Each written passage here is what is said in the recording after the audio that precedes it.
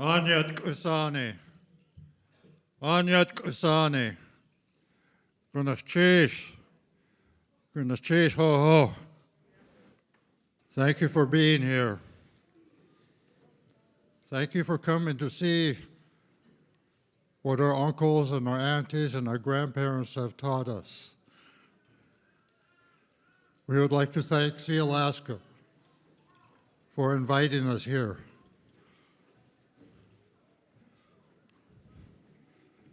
Ach ish has kiksati gunach chish.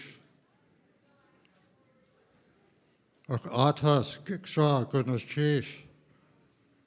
Ach lisku has gunach tedi gunach chish. Lion edi gunach chish. Our Eagle brothers and sisters, thank you. And our friends and relatives. We would also like to thank those organizations in Sitka that helped us raise money so that we could be here for you. The Loyal Order of Moose, Cabaret Hotel and Restaurant people, ALPS Federal Credit Union, Sciatica Corporation, the Allen Marine family, and C-Mart.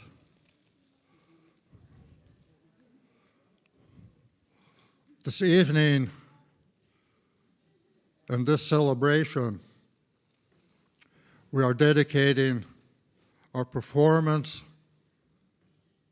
to our clan mother, Kaagwaantaan, Agnes Johnson, also to my older brother, Tawiat, Frank White. We also remember our grandparents, the Tekwedi, who have just lost their leader. Their grandchildren, the Kaagwaantaan, are standing with them. This evening, we have a special presentation for you. We have asked our son, Ukiskukate, of the Deshiton clan, to help us to tell the history of Eagle Nest.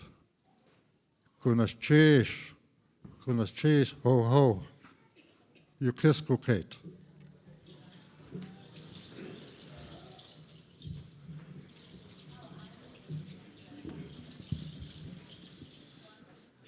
Shia awardanehe yat yakene hande kunayesa kwan achtawasigo achtatani ya yitatade du sapye askatude wukut. Honorable ladies and gentlemen, I would like to talk to you. Nowadays, one can hear the expression, he or she has walked into the forest when one has passed away.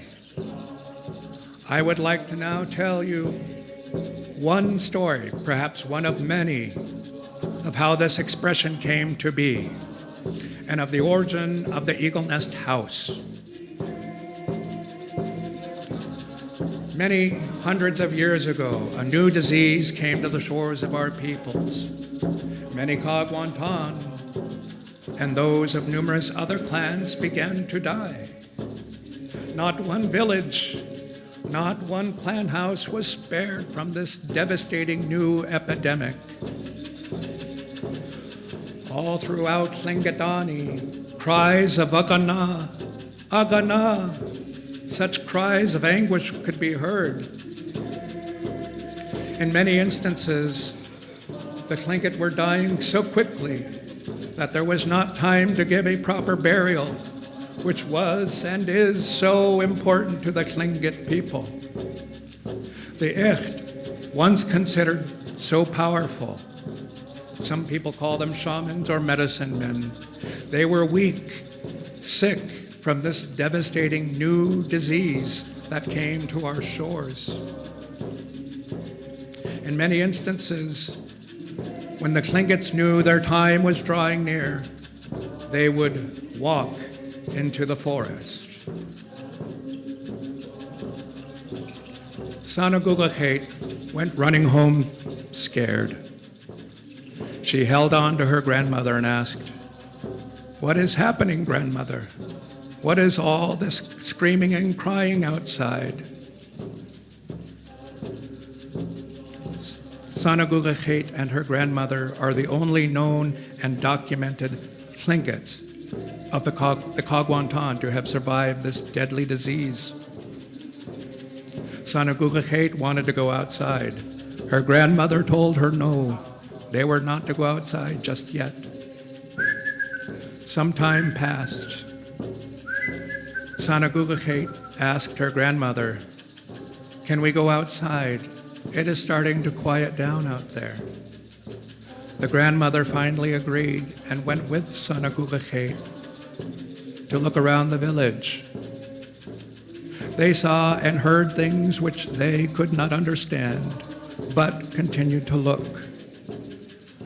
On the ground, they saw people who were weak from this devastating disease.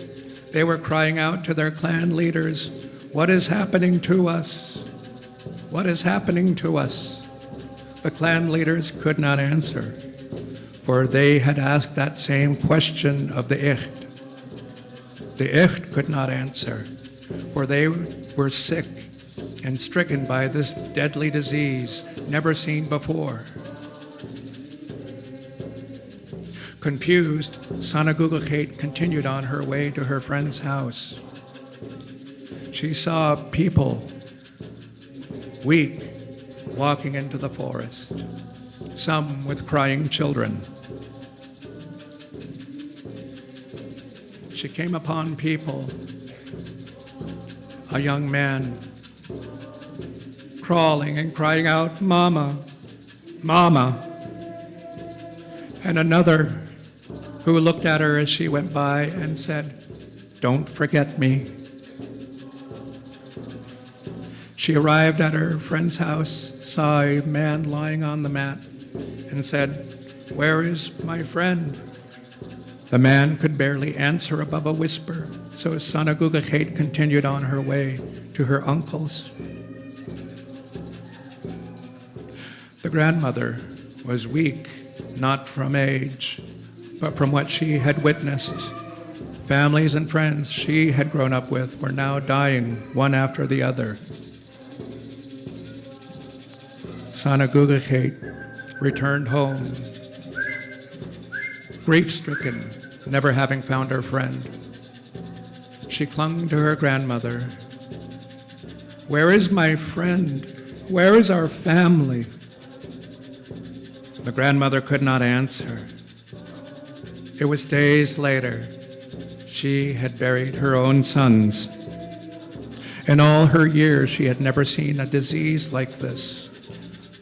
She had never heard of this happening.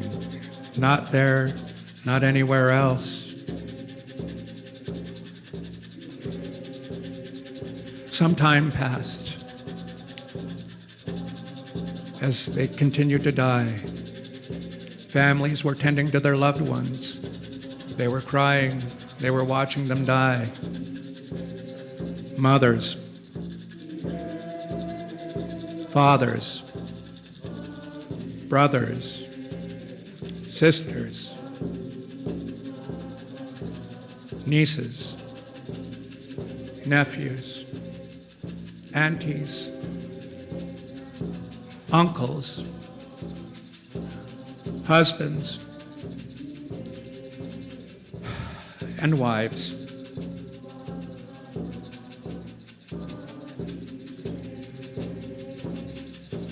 Some time passed. Sanagugakate went for a walk along the river. She heard an eagle, and more than halfway up the tree, she saw an eagle nest. On the side of it was an eagle.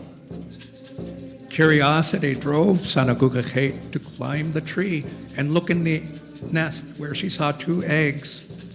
Sanagugakheit became excited, climbed back down the tree, and went running home yelling, "Grandmother, grandmother, by the river, there's an eagle nest with 2 eggs in it." The grandmother told Sanagugakheit, "Do not touch the eggs."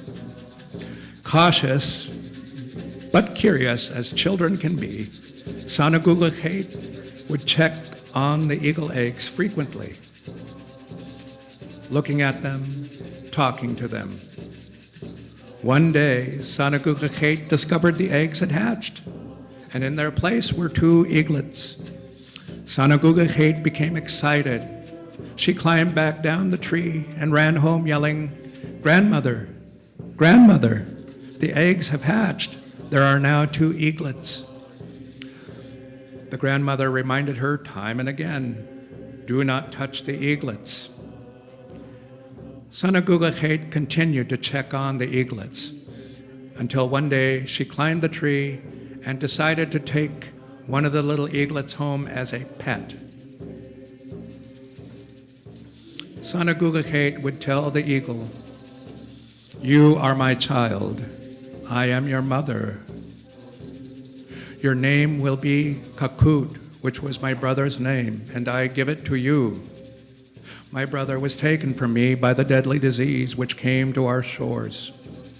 In return, I expect you to help my grandmother and me to get fish."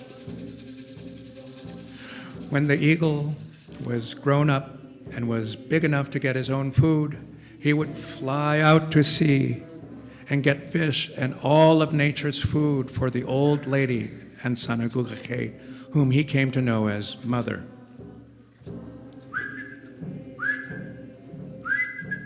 Sanagugakheit would talk to the eagle daily, reminding the eagle of the loss of her uncles and that he was taking their places. It was then she composed a song for the eagle, the verses being, "Where did my uncles go? I long for them and expect them to return one day.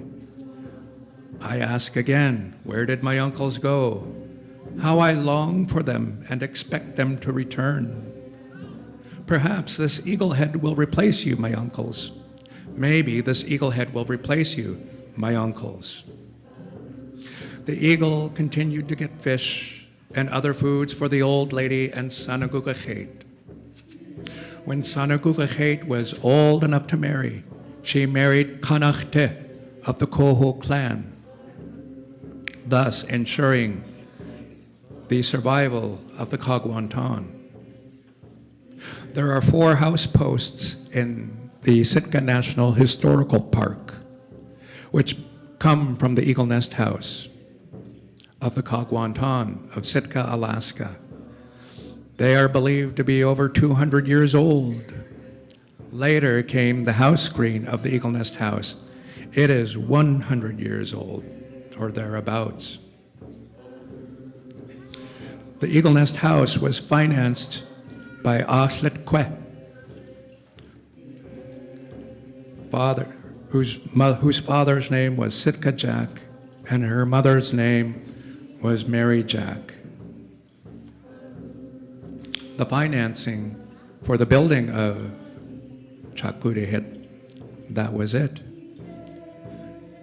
Instrumental in the building of the Eagle Nest House was Billy Johnson, his Tlingit name Shawan, father to Diane Church, Lillian Pardoon, and Victor Johnson.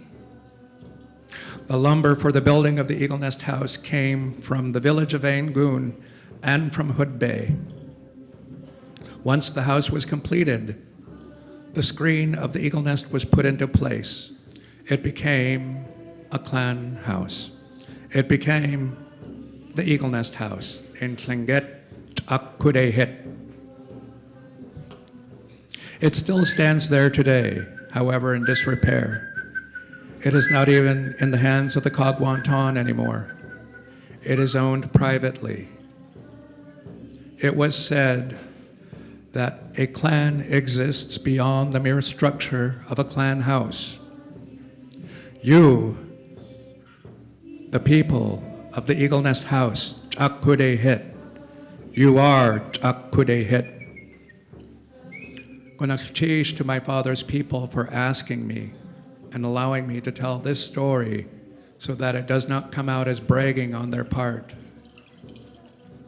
This may be my last time at celebration. I wish there were many more. Each song you perform, each dance you perform, every story told has given me strength today. Don't forget me.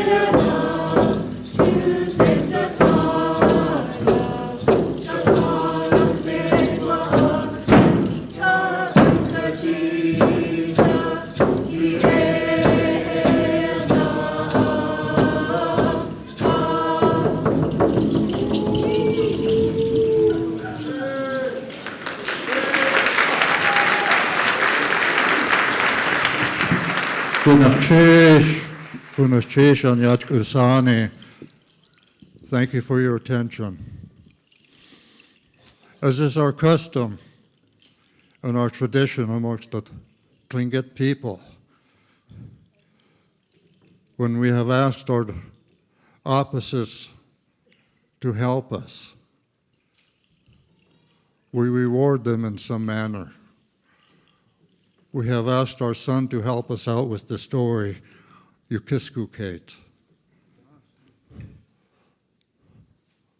We thank him, but I have also prepared a small gift for him. Yukiskukate, Haku.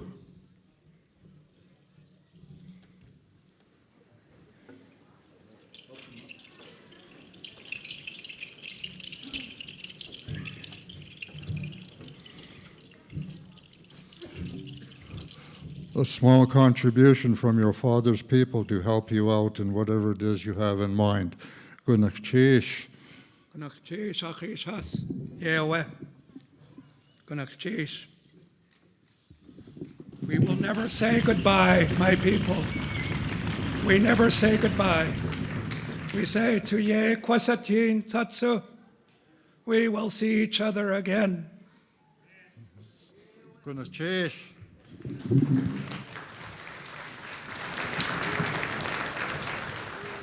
We will now exit. We will exit on Anahe. Anahe. Anahe. Good.